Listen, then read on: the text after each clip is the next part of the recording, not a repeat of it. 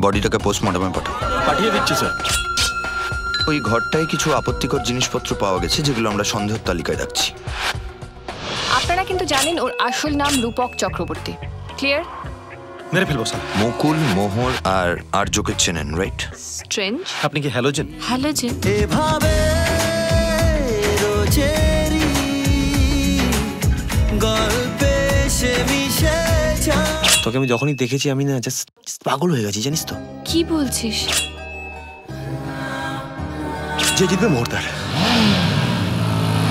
ও ফকিরা মানে জানা। রূপকের ডায়েরিতে এদের তিনজনের নাম আছে, ইনফ্যাক্ট আপনারও আছে। ফ্ল্যাশব্যাক বুঝিস? 1 মিনিট।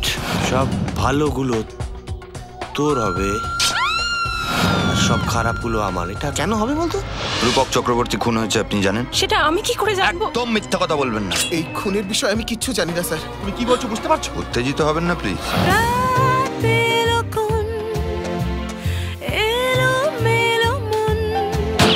ওর না মরে যাওয়া উচিত, জানিস? ব্রাদার। এ বাড়িতে আর কে কে থাকে? একটা ছেলে প্রত্যেকদিন এ বাড়িতে আসতো।